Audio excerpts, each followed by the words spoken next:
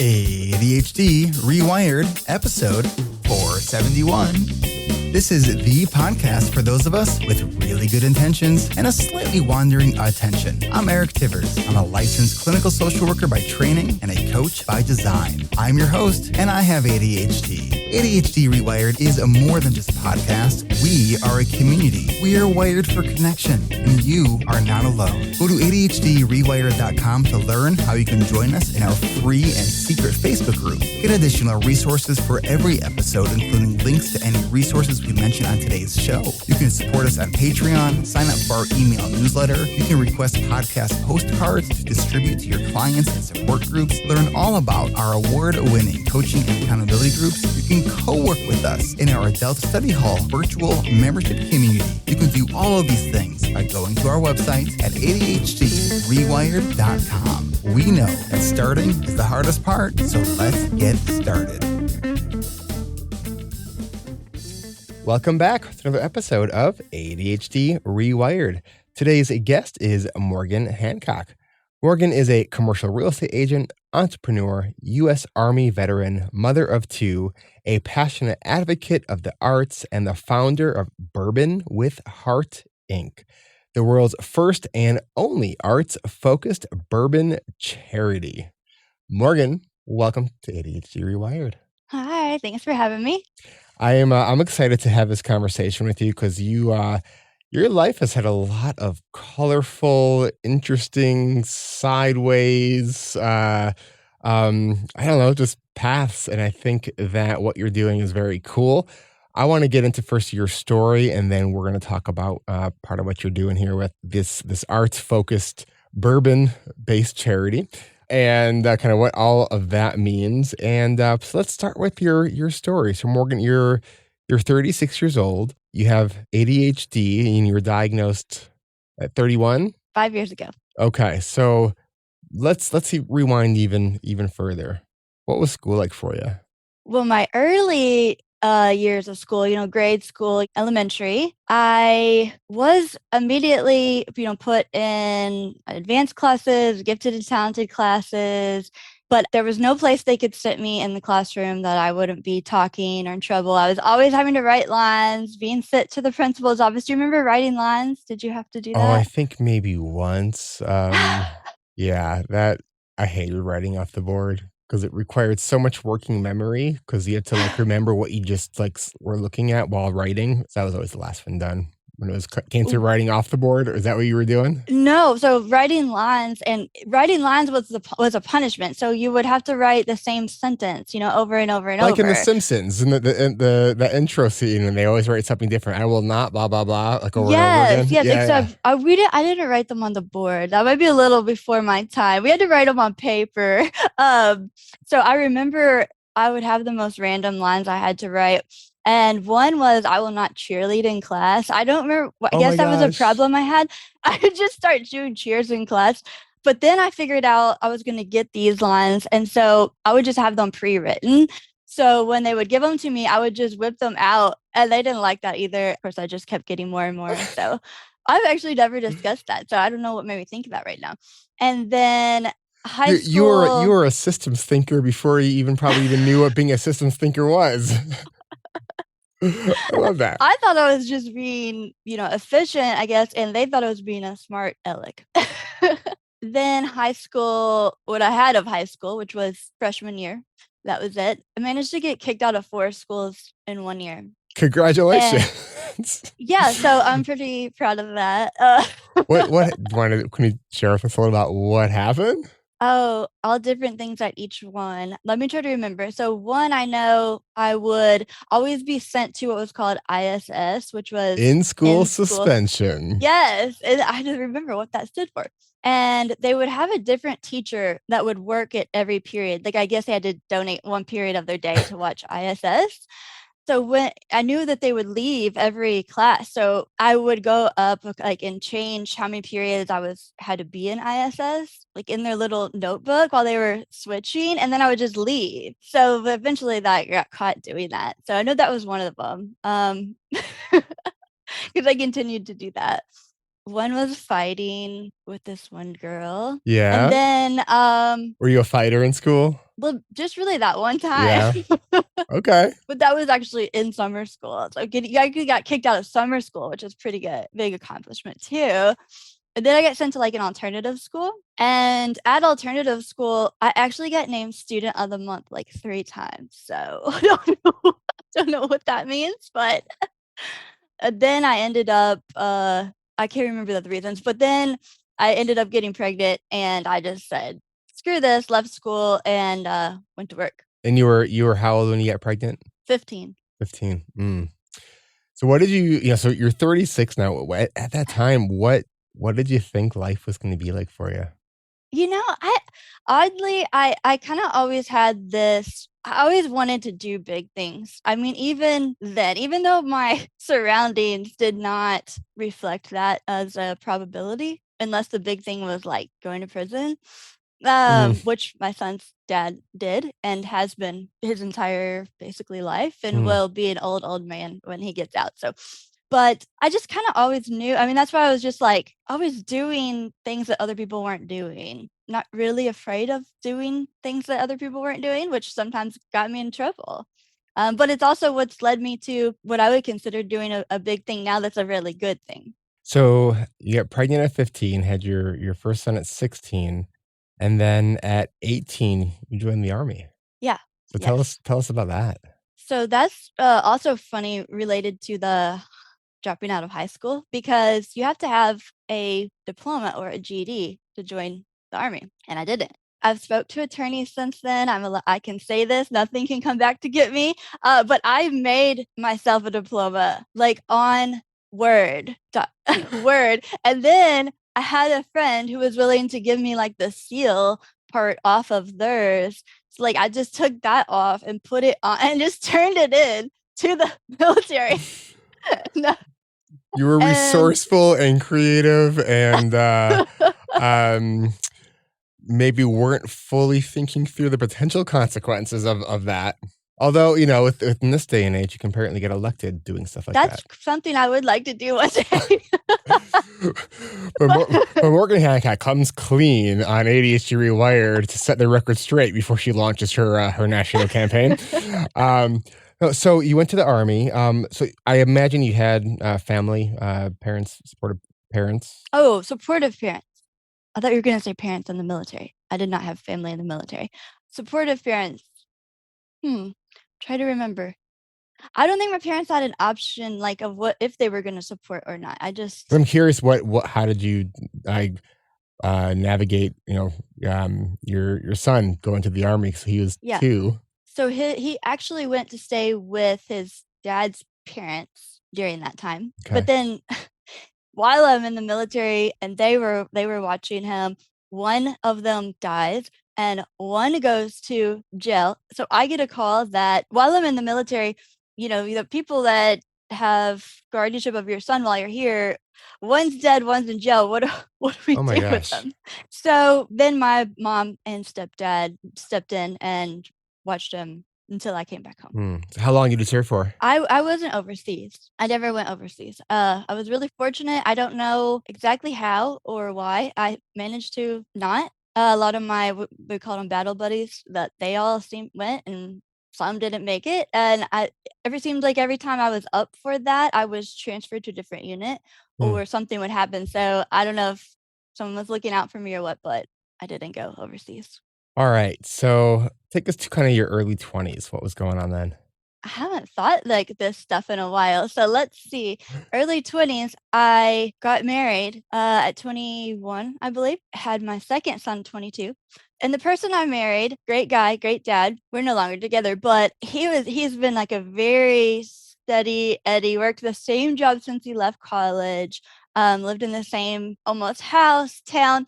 So we had very different lifestyles and personalities. And I think definitely kind of scared him a little bit because I always wanted to do these crazy ideas and go for them. And he was like, no, no, no, like we need to think about this. And so, but he supported me through a lot of different endeavors and ventures. And I decided to go to law school and I only lasted there for a year. And in fact, almost got kicked out of there as well. the whole board, admissions board, ended up having to have this meeting to determine if they were going to kick me out or not.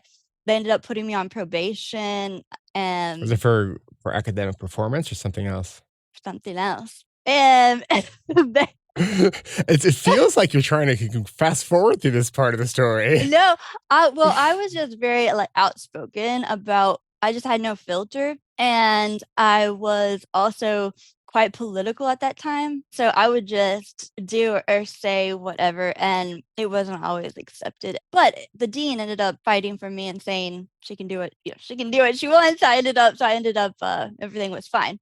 But then they end up saying you're not kicked out, then I said, well, I'm leaving. So after I went through all that, and the dean fights for me, and then I Oh just my leave gosh. anyway. So what drove that decision?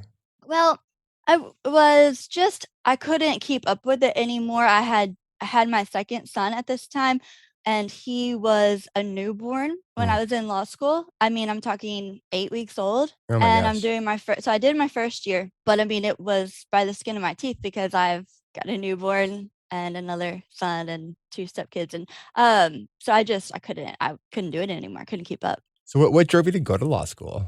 Ironically, I know you joked about the political run, but I had these political aspirations. I thought in my head then that, okay, military plus law school will add up to political run. I mean, at that time, everyone in Congress was an attorney and most had gone to law school. Nowadays, much different. There's almost no attorneys. It's all business entrepreneurs, business people, businessmen and women. But at that time, that was my logic for it. Okay, so take it to the next chapter. Are you writing a book, by the way? Because I think there's a book here. Yeah, take it to the next chapter. So you left law school. hmm What was going on then? At some point in here, and I'd have to think about the chronological order for a bit, I did go to Washington, D.C. and work with a think tank for a while. So that was also kind of part of the political. So, but then after law school, then for whatever reason, I decided to become a personal trainer. I do that for a while. And then I decided to start a business making insect repellent. It was, it was, okay, it was, but it worked. It was all natural insect repellent. So, insect repellent has a lot of chemicals in it that aren't good for you. So there was an opening in the market for this. And in fact, it ended up getting into Whole Foods. Like it ended up being a product that they sold. I just was making this in my house. I've got pictures of my kids like sitting at the table, like, helping us like concoct it all. And then that moved on from that. Let's see. And then I get a divorce. Then I get married again. And this one is funny because I was married for 9 days. And I I joke because Carmen Electra and Dennis Rodman were married for like 8 days. So I'm always like, well, I beat them by 1 day. You did mention that you had this tendency to be an overachiever. Yes. I'm breaking records. They're just, and so all this, I sound like a terrible person up to this point, but I It sounds like someone who's trying to figure out their path and has undiagnosed ADHD. yes.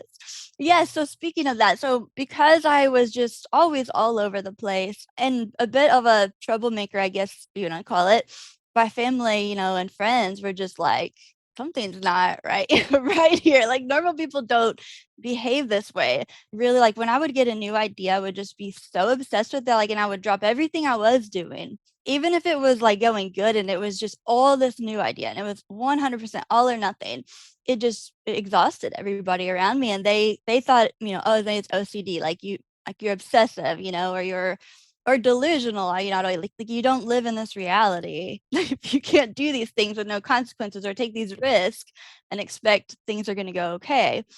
Well, it sounds like So you they love had taking risks. I do. Yeah, and that's never going to change. And I've accepted that now, and I've figured out how to take different types of risk. Well, let's do this. Let's take a quick break, and when we come back, I want to pick it up there. We're talking about taking different kinds of risks because I think we're almost at the point in your story where you get diagnosed with ADHD. So we'll hear more about that and how you eventually got to starting this nonprofit, bourbon and the arts and all that kind of fun stuff. I'm sure there's other things you're going to share with us as well that are fun in the story, but we will take a quick break and then we will be right back. Support for ADHD Rewired comes from ARC, ADHD Rewired Coaching. Learn more about our intensive online coaching and accountability groups and check out our session schedules and section availability for our spring season at coachingrewired.com. If you've been tuning in every week and thought you missed your chance to join us for our spring season of coaching and accountability groups, good news, there's still time. And if your schedule has prevented you from joining our earlier registration events because of the time, then we have even better news for you, because our next spring registration event is on Thursday, March 2nd at 5 p.m. Pacific, 8 p.m. Eastern. And while our $500 anti-procrastination incentive is over, we still want to incentivize you for not waiting until the end of registration to sign up. That's why if you sign up at our next registration event and join one of Coach Kat or Kristen's sections, then we're going to reward you by giving you a $300 discount off your registration fee. Go to coachingrewired.com to add your name to our spring interest list. Once you've added your name and confirmed your email, you'll receive instructions to start your pre-registration process, including watching a 35-minute video presentation, answering some questions about that presentation, then sending us a 45-second video all about you. So if you want to learn how to better manage your time, take charge of your calendar, create a to-do list that makes sense for your ADHD brain, all while having supportive accountability to get your to-dos done with a group of like-brained adults with ADHD, then go to coachingrewired.com to add your name to our spring interest list. Because here at ADHD Rewired, our coaching and accountability groups are more than just skills and tools. This group is like a scaffolding for us to move from intention to action. And the scaffolding's above the muck and the stories and everything else. If you have a scaffolding in a building, you're renovating. You could be renovating or renewing it. And that building is us. For me, the building project is trying to open the windows, increase the size of the windows. And when the size of the windows increase, more light gets in. And just as importantly, more of our light gets out. This is what it feels like to join this group.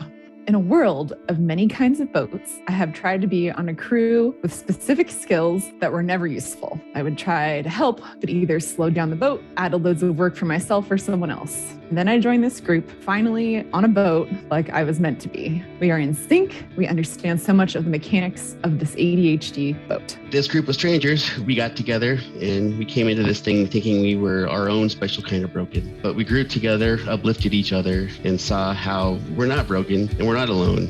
And we built this beautiful community of support. I saw this group and I knew this was my place. This group is like an iceberg. The surface level benefits are obvious: increasing productivity, managing time blindness, learning how to plan effectively based on your values and personal goals. But that's only the tip of the iceberg. What lies underneath is so much more amazing and massive and powerful. If you're thinking about joining this group, I've never liked the idea for myself of any kind of group coaching or therapy or support groups. I've always figured my difficulties were so severe that I needed the full attention of an individual coach or therapist, which I've done, and that I would not be able to get enough out of a group.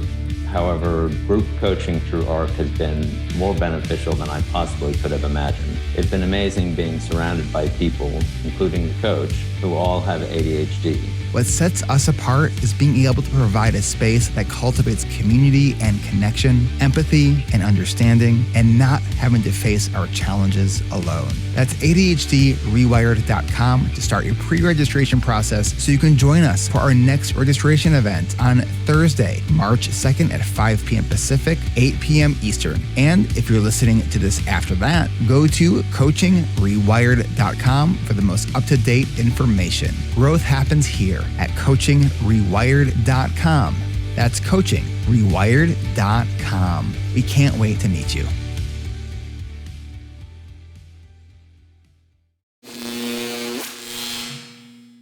All right, we are back with Morgan Hancock. So, Morgan, right before the break, you were sharing kind of with us your story up to, I think we're maybe in your late 20s, early 30s at this point of the story.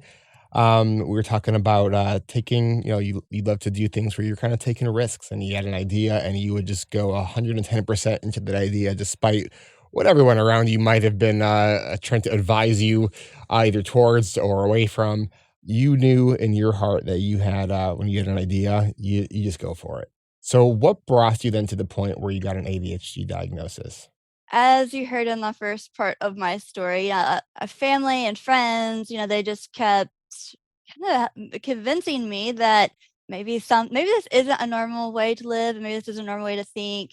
Um, and I would struggle too because I didn't know why, can't I just do things quote unquote normal? And I wanted to be somebody who could just pick a career and stick with it and become great at it. And I work it my whole life. But for some reason I couldn't do that. And I couldn't seem to just live a normal life. So eventually it was said, okay, well, I'll go talk to somebody. And I wasn't expecting anything. Well, actually, no, let me go back because there was an event that kinda catapulted me to go talk to someone. I kinda had a total nervous breakdown, if that's what you wanna call it. It was ugly, and my fiancé at the time was like, "I'm calling a therapist for you." Now I remember Mm. that, and I agreed to go. So after talking to them for a while, they brought up this possibility, and I was thinking, no, because all I had thought of, I had as a kid, when ADHD, I don't want to say first came about, but when it started being talked about, I thought it was just kind of, lazy, like couldn't get anything done, unfocused type, whereas I felt quite opposite of that, was very focused, well, at least on one thing at a time, whatever, I kind of consider myself an overachiever because whatever I did it well, I guess is the right way to say it. So I thought, no, that doesn't describe me. That's like losers. I don't want to, that's really what I thought. And so the doctor, helped explain, no, it can manifest in different ways. And that this, the hyper focus or this risk taking or this need for constant uh doing something new, like dopamine, like, Novelty. but yeah, it can manifest in these other ways, and you could be very overachieving type. And so then I started getting open to that idea. And the more I learned about it, I started in listening to other people's stories. I'm like, oh wow, that does make a lot of sense. So started medication about 5 years ago. For me, I know everyone probably doesn't agree. It was life-changing for me, but then also just learning how my brain works and that it's always gonna probably work this way, and I just have to learn how to use that, in more productive, less harmful ways.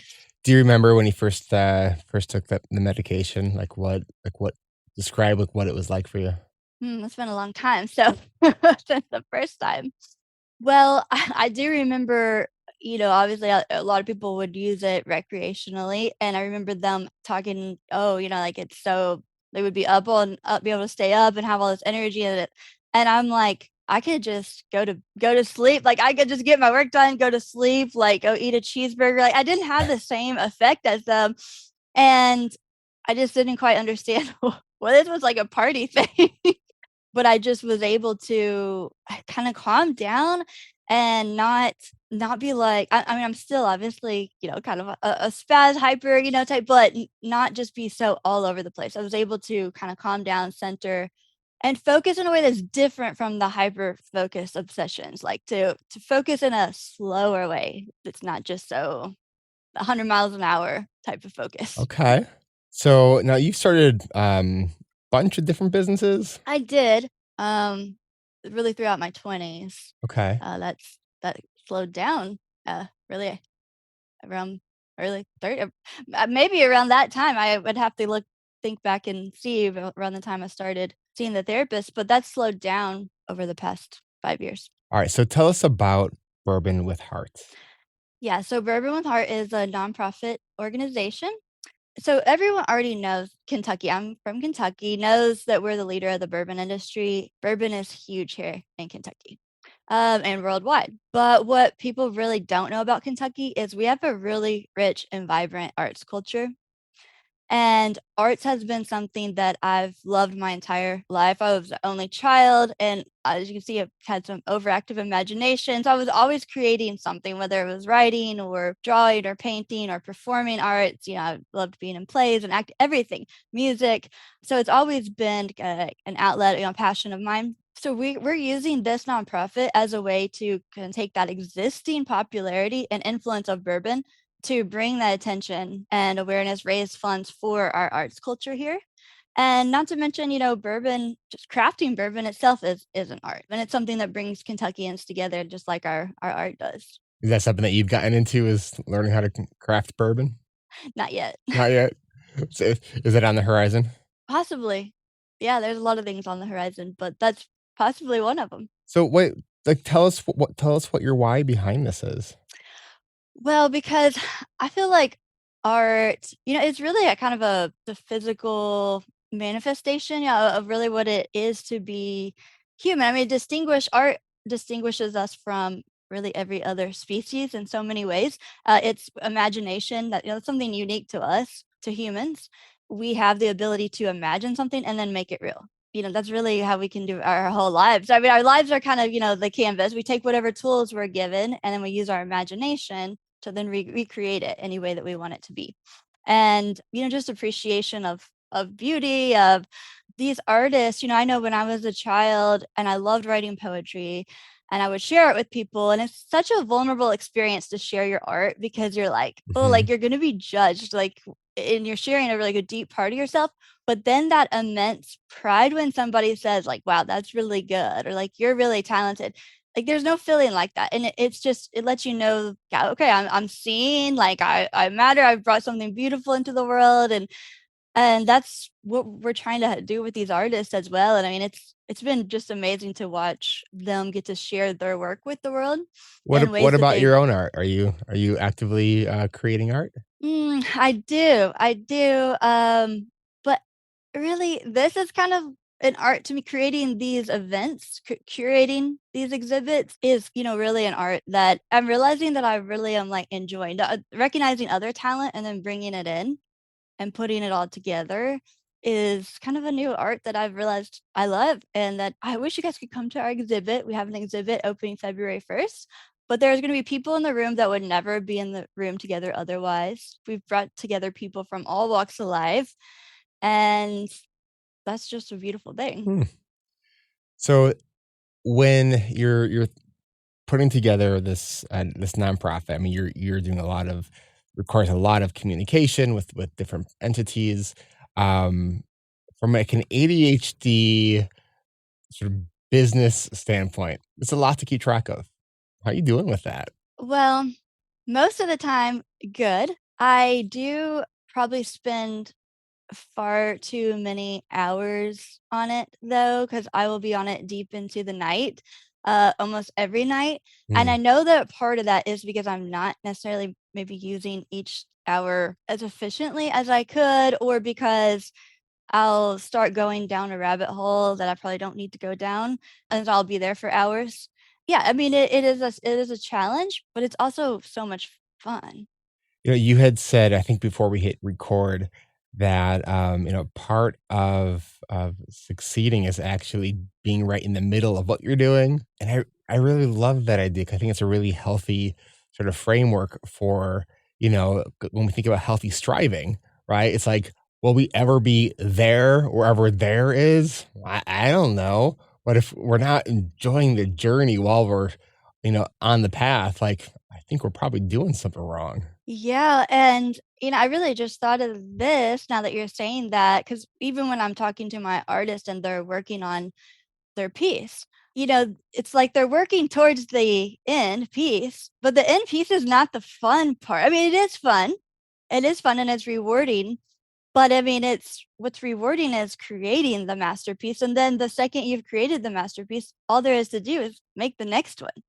So it doesn't end, so you got to just get in that mindset that, yes, I always want to be better. There's always more I can do to be a better person, but I'm going to, look back and enjoy exactly where I'm at right now, because this is what makes it fun. This is the creating part. This is really what it's all about. So and if you do get where you want to be, then what? You just got to do it again. Let's pause to take a quick break. When we come back, I want to continue to sort of explore this duality of like, we could still be a mess and kind of kicking ass at the same time. So we will be right back. ADHD Rewired is possible because of you, our community of listeners who tune in every week. Another way you can support us is by leaving a rating and review in your favorite podcast player if that podcast app allows. Your reviews, as well as sharing episodes with your friends, your family, your therapist, your support groups, and any of your social channels are great ways that you can help us reach more earballs so we can continue to make a positive impact on our ADHD friends all around the world. And if you missed last week, we dropped a two-parter where we had a special mastermind sessions where we helped Janelle work through some challenges around her fried ice cream business. So you'll want to sink your teeth into that one. If you need links to resources mentioned in today's episode or want to share this episode with someone who could benefit from the stories and strategies we've shared, head on over to ADHDrewired.com/podcast for show notes and links to every episode. Want to hear more ADHD stories or get more tips and tricks? Then be sure to check out the rest of our shows on the ADHD Rewired podcast network, including ADHD Essentials with Brenda Mahan, Hacking Your ADHD with Will Kerb, and ADHD Diversified with MJ Siemens. And there are more coming soon. Then, if you want to pick our brains, then go to ADHDrewired.com/events to register to join me and the rest of the ADHD Rewired team every second Tuesday of the month on Zoom for our monthly live Q&A. From our other podcasts and Adele Study Hall community to our coaching community, to get registered for our live Q&As, everything you would want ADHD Rewired is all at ADHDrewired.com. That's ADHDrewired.com. And thank you for being a part of this amazing community and for listening. If you are a longtime listener of this show, hello. And if you are a new listener to the podcast, welcome. If you enjoy this podcast and you find it informative and worthwhile to take time out of your day to listen, one way that you could support this show is by becoming a patron with a monthly financial contribution over at ADHDrewired.com/Patreon. This podcast will remain free to you, the listener, but it costs us about $800 a month to produce. With equipment, hosting, editing, and other expenses, we put in considerable time and money to get you high-quality episodes each and every week. We appreciate all of our listeners and are grateful for listeners like Mike M, who became a patron this week. Your support is much appreciated. In addition to feeling good for supporting our work, perks for becoming a patron include getting ad-free episodes of this show starting at just $5 a month. But if you want to get some additional supports and are looking for a taste of group coaching, then consider becoming a patron at a $25 a month level, and you can join me every fourth Tuesday of the month for our monthly coaching call on Zoom. That's every fourth Tuesday of the month at 1 p.m. Pacific, 4 p.m. Eastern. And I think if you're listening to this today, that might be today. But if that time doesn't work for you, or the $25 a month isn't in the budget right now, you can become a patron at the $10 a month level and gain access to our ad-free episodes and get the audio recordings of those monthly coaching calls. When you become a patron over at ADHDrewired.com/Patreon, whether it's $5, $10, $25, or whatever fits in your budget, your support helps cover the costs of things like hosting, editing, storage, all of those things that I have mentioned. Your support helps us stay independent, so the content that you hear, whether it's from me or our guests, stay true to the stories and who we are without any outside influence. Remember, perks start at just $5 a month, and support can start at any amount that makes sense to you. Become a patron by going to ADHDrewired.com/Patreon. That's ADHDrewired.com/Patreon. We appreciate all of you so much. Thank you.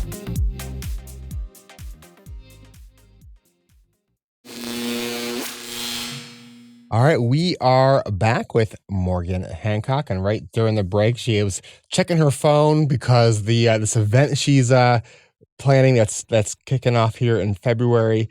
It was already sold out, I guess, and people are trying to get more tickets for it, and it's been on sale for like a day. You said? Yeah, yesterday. How does that feel? Oh, it feels amazing. It's validating. So it feels good. This lets me know I got to go bigger next time. So talk to me a little bit about the mindset when thinking about this. Is there part of you that's like, oh, like, well, of course this is successful. I knew what I was doing. Or is there part of you that's like, wow, like I got really lucky, or like tell me just kind of how you're thinking about it. Good question. I think that when I go back to when I said my family is always a word I've heard a lot is delusional. I think I've always thought like anything I do is going to be successful, even when it turned out to be horribly not successful. So I did think it would be successful, but I am surprised at how quickly that's happened and how many people have jumped on board because a lot of times it's just me like saying this is great so this time's a little different in the sense that everyone's saying this is great. So that's definitely a nice feeling compared to the times I've just been trying to make things work and convince other people that they're gonna work So then they don't. so you had this idea that you clearly believe very strongly, and as an artist, you very much believe and have passion for the arts. How did you communicate this idea to others to get them on board to believe in this and contribute to it?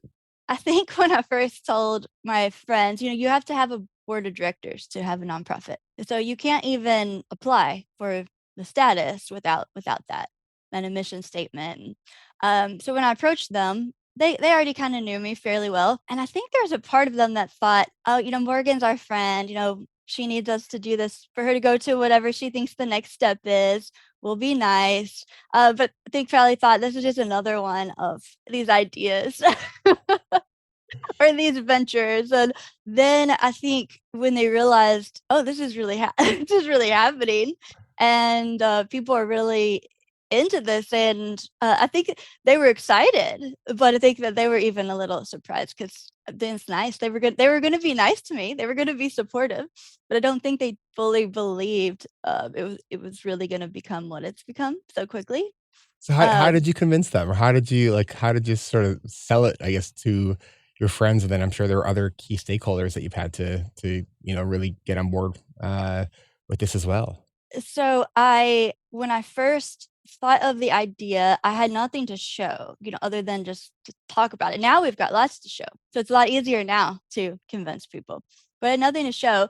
So when I knew where I wanted to hold the exhibit was it's called Fraser History Museum. It's the official starting point of the Kentucky Bourbon Trail. So it's perfect for the bourbon barrel art exhibit. So I threw together a almost like middle school style PowerPoint because when they agreed to meet, I had like 48 hours Oh my. and I'm like, oh, okay, like I got to throw this together. So I threw it together. And when I get there to present it to the CEO and their team, I put out the slides and I realized like I've spelled artist wrong, like big on the front of it. And I'm like, wow, like this is off to a great start because I'm a note, like they don't even know me. And I'm just coming in to try to pitch this big exhibit to their museum. And they curate their exhibits years out. So they had told me up front, slim chance because we curate our things years out. It's really hard to make room for something like this. And then I spelled artist wrong Let, on let- there, let me but ask you on that, because I think so many of us can probably imagine our own scenarios where we we're putting all this time and effort into various things, and then we like realize we made this big glaring mistake. How did you handle that mistake? I my I just hoped that nobody noticed it. I still don't know if they did to this day or if they would tell me, but I do know that as soon as I showed it to my board of directors after the meeting, I said, "Here's the presentation," because they're my friends, so they know me. That they immediately said, "Artist is spelled wrong." So if they noticed it, I'm sure that sure they noticed it, but they overlooked it somehow, or they didn't call me out on it. Thank goodness.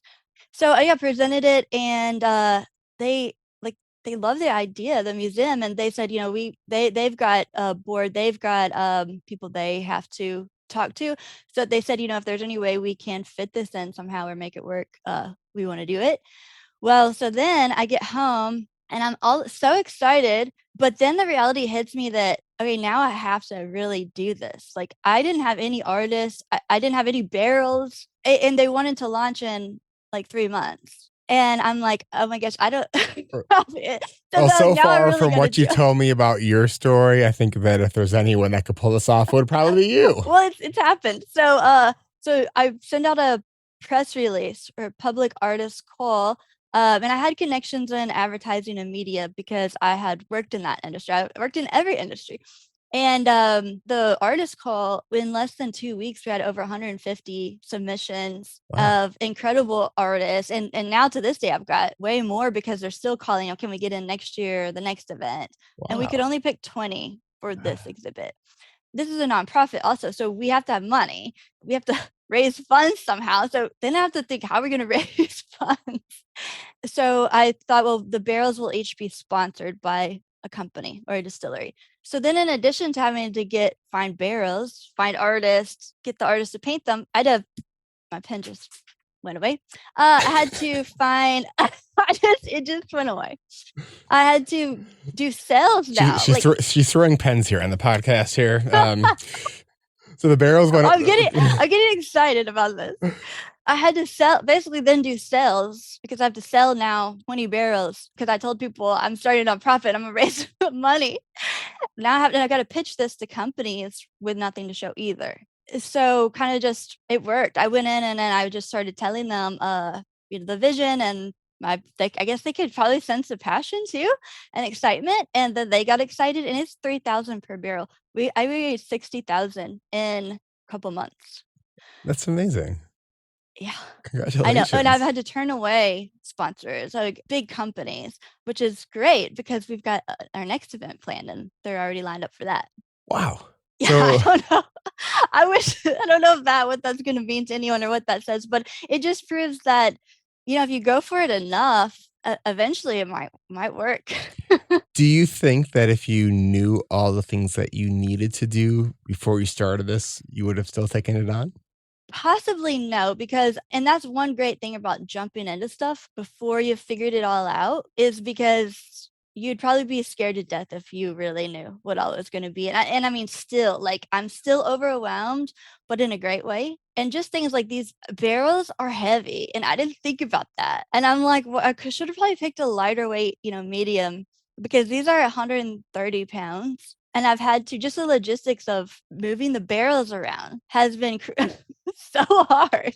But I didn't think of that. And so then when I picked the artist, I didn't think, were they going to live on the third floor with no elevator? And I have a 130-pound barrel. So I've had to figure out all kinds of, I've created the weirdest ramps, out of things and different ways to get these barrels up places. But there's so much that I just didn't think about beforehand. And like you said, thank goodness I didn't know, because it probably would have been terrifying.